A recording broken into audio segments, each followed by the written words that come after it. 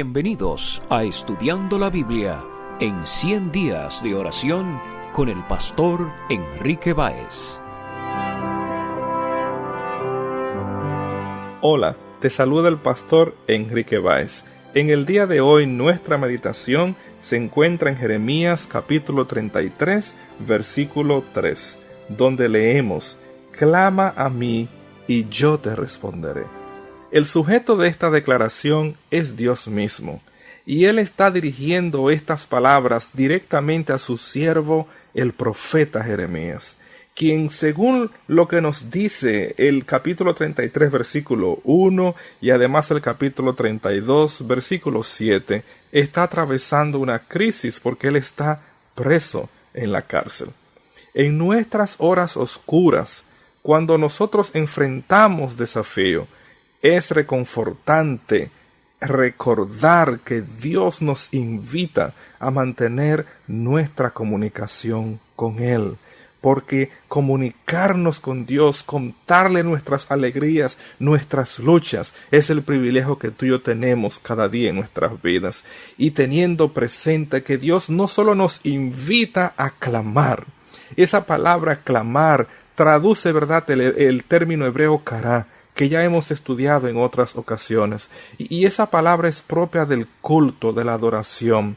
A partir de Génesis 4:26 y a través del texto sagrado, los hijos de Dios claman al Dios creador de los cielos y de la tierra, para que su bendición revierta la maldición que introdujo el pecado en nuestro mundo. Qué reconfortante es saber que cuando tú y yo hablamos con Dios, clamamos a Dios, Él está dispuesto a responder. Eso es lo que Él mismo asevera en otro pasaje donde se utiliza un lenguaje similar a este texto de Jeremías, y me refiero al Salmo 91, versículo 15, donde Dios mismo le dice a aquel adorador que va en busca de la bendición de Dios: me invocará y yo le responderé. Apreciado amigo, Dios está dispuesto a escuchar nuestro clamor, a escuchar nuestras luchas, y Él está no solo dispuesto a escucharnos, sino a respondernos, a darnos la bendición que tanto tú y yo necesitamos. Además, Dios le dijo al profeta en este versículo: te enseñaré cosas grandes y ocultas. Qué privilegio tener a Dios como maestro. Él está dispuesto a enseñarnos. Pero debo clarificar que el sentido primario de esa palabra en el texto original,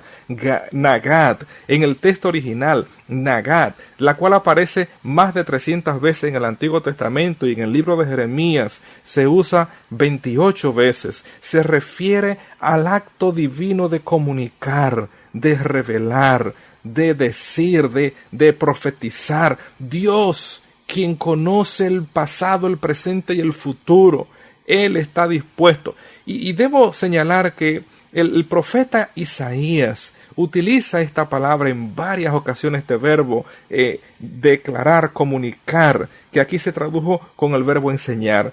Un ejemplo es Isaías capítulo 42, versículo 9. Dios dice a través del profeta: he aquí, se cumplieron las cosas primeras, y yo anuncio cosas nuevas. Antes que salgan a la luz, yo os las haré notorias.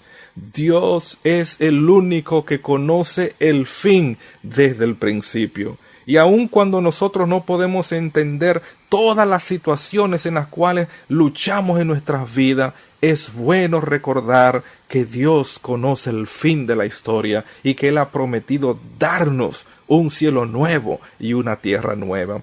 Es interesante. Alguien puede decir: pero pastor, hoy yo puedo clamar a Dios, pero yo no puedo escuchar su voz audible como Él le prometió a Jeremías en este pasaje. Apreciado amigo, hoy nosotros podemos escuchar la voz de Dios mediante su palabra. Dios nos habla, Dios se comunica con nosotros. Si usted recuerda ese salmo precioso, el Salmo 19, versículo 1, allí el salmista nos dice: los cielos cuentan la gloria de Dios y el firmamento anuncia las obras de sus manos. Esa palabra que se tradujo anuncian es la misma palabra que aquí en Jeremías 33:3 se tradujo como enseñar.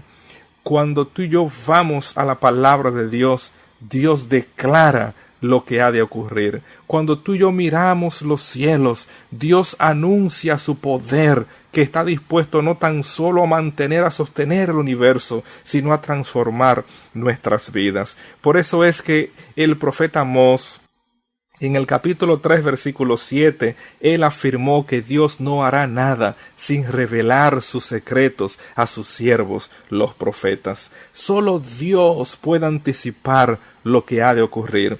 Y aunque en ocasiones nosotros no sabemos qué hacer, recordemos la promesa que hizo nuestro Señor Jesucristo. Él nos dijo que no nos dejaría huérfanos. Él enviaría el Consolador, el Espíritu Santo. Y claro, la palabra de Dios en Juan capítulo 16, versículo 13, allí Jesús nos prometió que el Espíritu Santo nos guiaría a toda verdad. Hoy Dios continúa hablándonos mediante su palabra. Hoy Dios continúa declarando su poder a través de los cielos y de la tierra. Y hoy el Espíritu Santo está con nosotros. Apreciado amigo, no importa cuál sea tu situación, clama a Dios, porque Él responde. Y Él, mediante su Espíritu y su palabra, seguirá produciendo en tu corazón y en mi corazón los cambios que solo Él puede operar. Que Dios te bendiga en este día. Que Dios te haga un príncipe guiado por su Espíritu.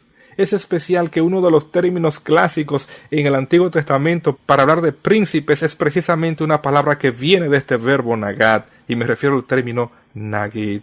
Los primeros reyes en Israel eran llamados príncipes nagid, porque el único rey, el que tenía el control de todo, el único Melech, era Jehová.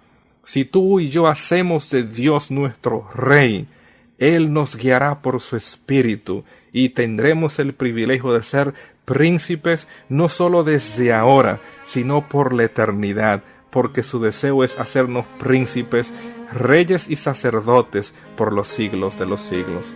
Clama a Dios y Él te responderá. Que Dios te bendiga. Me diste alegría, también tu paz. Mucho he viajado y sé que falta más, pues en mi ser hay la esperanza de ver tu faz. Donde estás es donde quiero estar. Mi rey eres tú, mi salvador, león de Judá, simiente de Abraham, hijo de Dios. Santo eres tú, eres el rey de quien yo soy.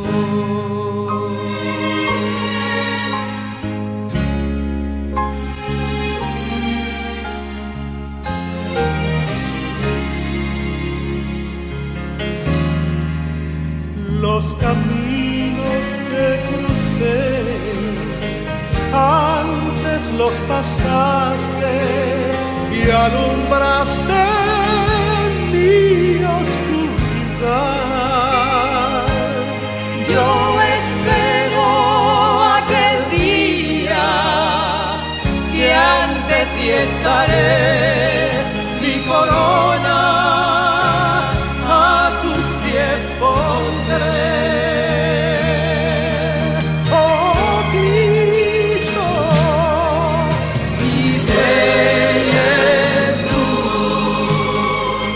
mi salvador.